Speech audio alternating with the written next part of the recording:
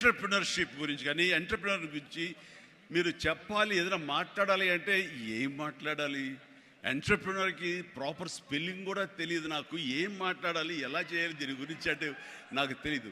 నాకు అప్పుడు అనిపించింది, ఒక మనిషి అభివృద్ధిలోకి రావటానికి ఈ ఎంటర్‌ప్రెన్యూర్‌షిప్ గురించి మన పెద్ద పెద్ద ఎడ్యుకేషనిస్టులు ఏవైతే నిర్వహిస్తాయో, ఏవైతే చెబుతాయో అవన్నీ కూడా మన కాలేజీకి వెళ్లకుండా బహుశా నేర్చుకున్నామేమో, అవి మన అంతరంతరాల్లో ఉండి మనల్ని ప్రాంప్ట్ చేసినేమో. కాబట్టే అంచెలంచెలుగా మనం ఈ స్టేజ్కి చేరుకున్నాము.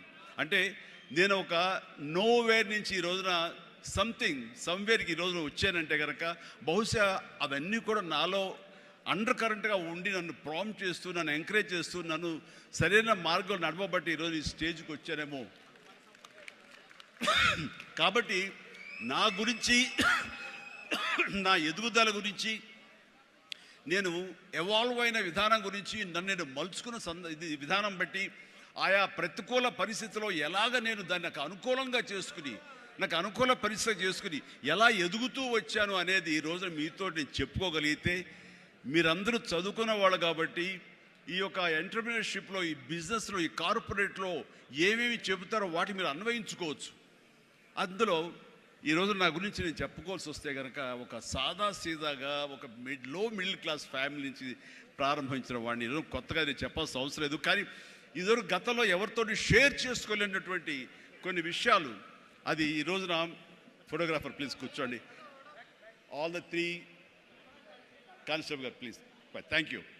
వాళ్ళందరూ ఏమండి మీరు అడ్డొస్తారు, మీరు కిందకి వెళ్ళిపోండి ప్లీజ్, అటు అడ్డులేకండి. Thank you. సో నేను ఎలాగొచ్చాను, ఏమిటి నా మైండ్ సెట్ ఎలా ఉండింది, ఎప్పటికప్పుడు అది మార్చుకుంటూ ఎలాగ నేను ఎవాల్వ్ అయ్యాను అనేది ఈ రోజున మీతో నేను షేర్ చేసుకుంటే అది చాలామందికి ఆలోచింపచేస్తుంది, ఆచరించేలా చేస్తుంది. అది ఆమోదం అయితే కనుక అది వినియోగించుకునేలాగా కూడా చేస్తుందని నేను ఆశిస్తున్నాను. అండ్ నాకు చిన్నప్పుడు స్కూల్లో చేరినప్పుడు 7th 8th క్లాసుల్లో నాకు ఇంట్రెస్ట్ అనేది ఏమిటి అని అన్ని ఏదో ఒకటి సాధించాలి, ఏదో ఒకటి ఉండాలని ఉండేది. గేమ్స్ అనేది, ఆట అనేది ఎవరికి ఇష్టం ఉండదండి. చదువు అంటే కష్టం కానీ ఆట ఎవరికి ఇష్టం ఉండదు. సో చదువు వైపు తప్పనిసరిగా వెళుతున్నాం కానీ నా మనసు ఆటల వైపు అని. అప్పట్లో బాల్ బ్యాడ్మింటన్ ఉండేది, ఎల్లో బాల్ ఇలా ఉండేది. సో 1-2 రోజులు ఆడిన తర్వాత 3వ రోజు ఎవడో ఏమో తెలియదండి, సరిగ్గా కొడితే అది నా కంటికి తగిలి కళ్ళు వాచిపోయింది. ఆ తర్వాత మళ్ళీ ఆ గేమ్ వైపు వెళ్ళలేదు. సరే వాలీబాల్ ఆడదాం కదా అంటే వాలీబాల్ ఆడ అవతల షాట్ ఎగిరి కొట్టినప్పుడు నేను ఫింగర్స్తో టచ్